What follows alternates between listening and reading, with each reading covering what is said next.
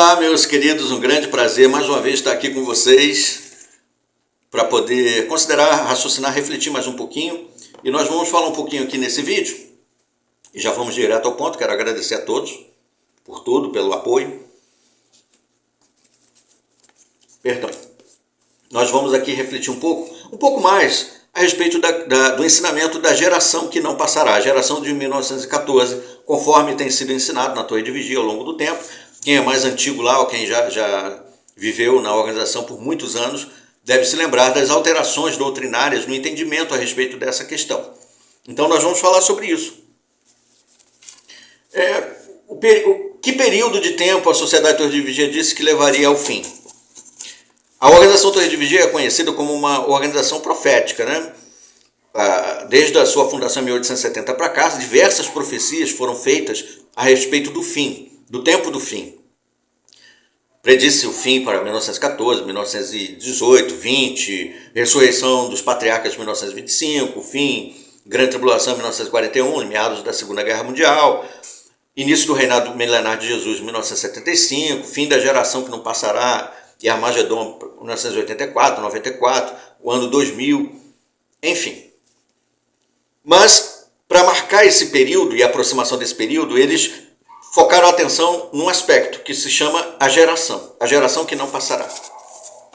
E aí na Sentinela de livro A Verdade que Conduz à Vida Eterna, aquele livro azulzinho dos anos 60, 70, que a gente usava para iniciar estudos bíblicos, A Verdade que Conduz à Vida Eterna, 1968, página 94 a 95, diz: a Bíblia fala do tempo em que vivemos como sendo os últimos dias.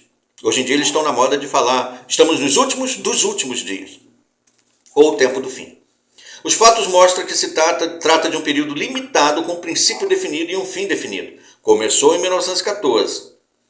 Ainda há pessoas vivas que viveram em 1914. Esta geração, de modo algum, passará até que todas estas coisas ocorram. Alguns desses ainda estarão vivos para ver o fim deste sistema iníquo. Isso significa que resta apenas pouco tempo antes de vir o fim. Nessa época aqui eles estavam apostando no ano de 1975, que seria o início do reinado milenar de Jesus. Então eles falavam com toda certeza que essa geração estava para findar ali naquela época. E o fim era iminente.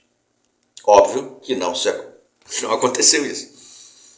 Na Sentinela, 15 de abril de 1981, página 31, diz: portanto, podemos sentir-nos felizes com a garantia de Jesus de que haverá sobreviventes da geração de 1914, que esta geração não terá desaparecido completamente quando a grande tribulação descer o pano sobre este sistema iníquo no mundo. Aí já tinha passado 75, veio a frustração, muitos ficaram frustrados, e aí eles começaram a falar da geração já aplicando mais para frente. Vamos lá. Quanto tempo dura uma geração? Quando o termo geração é usado com referência a pessoas que vivem em determinada época, não se pode especificar a duração exata dela, exceto que o prazo dela estaria dentro de limites razoáveis. O uso das expressões aqui colocadas, né, deixa sempre vago. Esses limites seriam determinados pela duração da vida de pessoas da respectiva época ou população atualmente. Bem similar ao que ocorreria nos tempos de Moisés, e as pessoas que vivem em condições favoráveis talvez atinjam a idade de 70 ou 80 anos. Então aqui eles dão mais ou menos uma ideia de que uma geração deveria durar 70 ou 80 anos. Some 70 para 1914, vai chegar em 1984. Some 80 para 1914, você vai chegar em 1994. Isso estava no Estudo Perspicaz, volume 2, página 1988, página... Perdão. Estudo Perspicaz, volume 2, página 206. Agora vamos lá. A Sentinela de 1 de novembro de 95. Nós tivemos a alteração, e eu lembro disso, porque estávamos na expectativa do fim para 1994. Eu, por exemplo, estava muito empolgado com os acontecimentos mundiais, com os ocorridos, né? A dissolução da União Soviética, as guerras que estavam acontecendo lá na Europa, e aí aquele clamor de que em breve, né, virá o fim. E aí, para nossa frustração, 1994 passou. E aí a Sentinela de 1 de novembro de 95, página 17 e 19, diz: O povo de Jeová ansioso de ver o fim desse sistema iníquo, às vezes tem especulado, em especulações proféticas, né? Às vezes tem especulado sobre quando irromperia a grande tribulação, até mesmo relacionando isso com cálculos sobre a duração da vida numa geração de 1914. No entanto, introduzimos um coração de sabedoria, não por especular sobre quantos anos ou dias constitui uma geração, mas por refletir em como contamos os nossos dias. Não vamos mais ficar preocupados com a geração, não, vamos trabalhar aí na pregação, gente. O fim não veio, então vamos lá, ser pioneiro, construir salão. E eu caí nessa. Em dar alegre louvor a Jeová. Será que adianta alguma coisa procurar datas ou especular sobre a duração literal da vida de uma geração? Longe disso, porque não fizeram isso antes, né? Mas eu, igual um trouxa, acreditando na liderança do corpo governante, segui. Como muitos seguem, né? Vamos falar agora da nova geração que trará o fim. A geração que falhou, né, de 1914, e aí a Sentinela, 15 de janeiro de 2000, páginas 13 e 16, diz: o número dos genuínos discípulos ungidos de Cristo está ficando bem pequeno. Quando eles ensinavam que a selagem fechou em 1935, o número dos chamados ungidos era 52 mil e pouco. E aí eles diziam, vai diminuindo e o fim vai chegando. Aí quando chegou lá em 2005, 2006, o número estava 8.600 mais ou menos. Estava diminuindo, né? Quando chegou em 2007, o número começou a aumentar, os membros do corpo governante morreram tudo e foram surgindo meninos novos para entrar para o corpo governante. Eles tiveram que fazer alguma coisa para corrigir isso, porque eles eram falsos ungidos, né? Eles se batizaram depois de 1935. Aí eles mudaram em 2007 essa doutrina da selagem, não era mais lá em 1935, ainda estava aberta. O bebê pode entrar agora e se tornar ungido. Eles são muito espertos, rapaz. São muito malandros. A Sentinela, então, de 15 de janeiro de 2000, página 13 e 16, diz: o número dos genuínos discípulos ungidos de Cristo está ficando bem pequeno. Só que estava ficando pequeno. Quando eles abriram de novo a selagem em 2007, o número agora está em 22 mil. Subiu 14 mil, de repente. Embora alguns deles, evidentemente, ainda estarão na terra quando começar a grande tribulação. A maioria dos membros do restante ungido são bem idosos. Não são mais, né? Depois que abriu. E o número dos que são genuinamente ungidos tem diminuído com o passar dos anos. Assim fica evidente que alguns desses escolhidos de Cristo ainda estarão na terra quando começar a grande tribulação. Parece que no ano de 1935 o ajuntamento geral dos ungidos foi concluído. Parece aqui, eles falam, parece como se eles tivessem dúvida. Mas eles ensinam categoricamente isso no livro Revelação, o Grandioso Clímax está próximo, e em outras publicações, que a selagem de fato findou em 1935. Olha essa outra. Como grupo, esses ungidos compõem a atual geração de contemporâneos que não passará, até que todas essas coisas ocorram. Isso indica que alguns dos irmãos ungidos de Cristo ainda estarão vivos na terra quando a predita grande tribulação começar. Esta geração. Como podemos calcular a duração? Então, quanto ao termo geração, é usado com referência a pessoas que vivem em determinado período, não se pode especificar a duração exata desse período, exceto que tem um fim e que não é por demais longo. A Sentinela, 15 de fevereiro de 2008, página 24 a 25. E aí eles vão maquiando o entendimento sobre geração para poder esticar, porque o fim é aqui, não é? Então é aqui, não é? É mais ali na frente, não é? E aí vai esticando, e aí o termo geração vai se tornando uma coisa cada vez mais nevoada. Isso foi na Sentinela, 15 de fevereiro de 2008, página 24 a 25.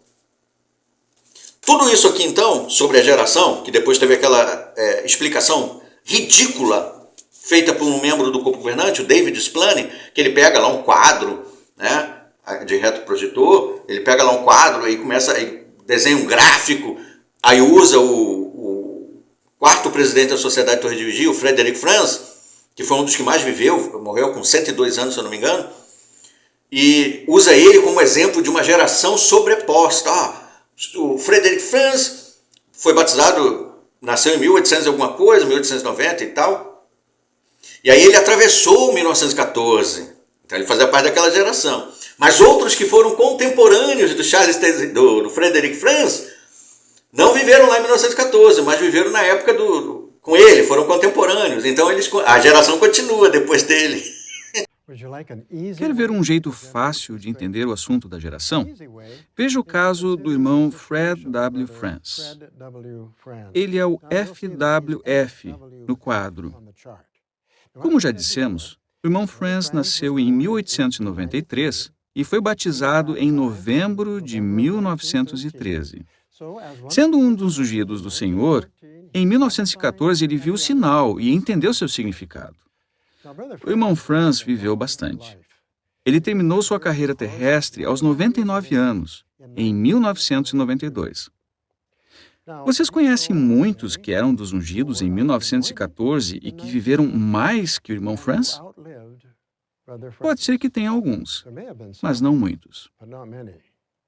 Só para vocês entenderem melhor, suponhamos que o irmão France tenha sido o último do primeiro grupo de ungidos, ou seja, do grupo dos que foram ungidos em 1914, que viram o sinal e continuaram leais a Jeová.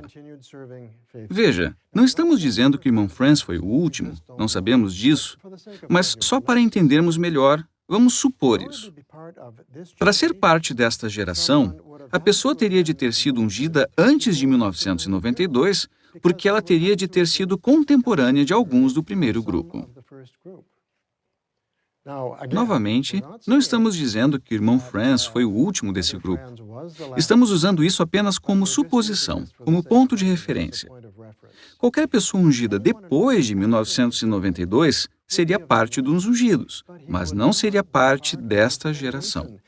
E Jesus disse, esta geração não passará até que todas essas coisas aconteçam. E aí, praticamente não tem fim. Olha a esperteza. Homens espertos pela esperteza. Isso não lembra, não, alguma coisa? Lembra, né? Vale a pena a gente conferir de novo esse texto, porque ele sempre cai igual uma luva quando a gente está explicando a desonestidade desses homens que enganam muitas pessoas. Aqui, ó.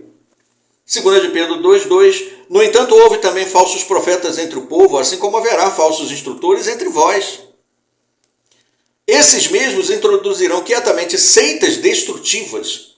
Seitas destrutivas, seitas que destroem tecido sociofamiliar, que destroem famílias, que acabam com a moral das pessoas, acabam com o emocional das pessoas, derrubam, né, por causa das suas regras, o ostracismo criminoso que é aplicado aos ex-membros, etc. Seitas destrutivas. E repudiarão até mesmo o dono que os comprou. Eles repudiam o próprio Jeová, eles repudiam o próprio Jesus, repudiam o Espírito Santo, tudo aquilo que a Bíblia ensina, eles colocam a palavra deles à frente, trazendo sobre si mesmo uma destruição veloz. E esse tipo de organização religiosa começa a passar vergonha no mundo todo, começa a ser desmascarado, e aí eles começam a ficar com vergonha, começam a tentar atacar aqueles que os expõem. Porque não tem como. Indubitavelmente, a verdade vem à tona, cedo ou tarde, e eles são expostos. E aí eles ficam com raiva, claro. E aí diz 2. Outrosim, muitos seguirão os seus atos de conduta desenfreada, e por causa destes falar-se-á de modo ultrajante do caminho da verdade. Muita gente perde a fé na Bíblia, perde a fé em Deus, abandona a adoração ao Pai por causa desses charlatães. Eles acham que eles estão na verdade. Aí quando descobrem que aquilo tudo é mentira, eles abandonam tudo, o conjunto inteiro, inclusive a própria Bíblia. Diz o versículo 3. Explorar-vos-ão também em cobiça com palavras simuladas, mas quanto a eles, o julgamento desde a antiguidade não está avançando vagarosamente, e a destruição deles não está cochilando. Eles vão pagar por tudo de mal que eles já fizeram e ainda estão fazendo. Eles vão pagar. Cada lágrima rolada vai ser cobrada. Então, isso aqui são algumas evidências, algumas provas documentais dentro das próprias publicações da Sociedade Torre de Vigia que mostram que esses homens que lideram essa organização são charlatães, falsos profetas, falsos instrutores. E aí eu gostaria que você, irmão, que é membro da organização Torre de Vigia, despertasse para isso. Para que a sua adoração a Jeová seja pura, seja para Jeová e não a homens. Porque você talvez acredite que está adorando a Jeová, acredite que está servindo a Jesus, mas na verdade você está servindo como escravo para engordar o patrimônio desses homens. E aí a sua adoração acaba se tornando vã, como Jesus falou em Mateus 15, versículos 7 a 9. A sua adoração é em vão que persistem em adorar-me, porque ensinam como doutrinas mandamentos de homens. Então não permita que a sua adoração seja fútil, robótica, em vão, frívola. Desperte do sono. Tá bom? Esse é o recado mais uma vez. Eu agradeço a atenção de vocês. Até os nossos próximos vídeos. Até lá.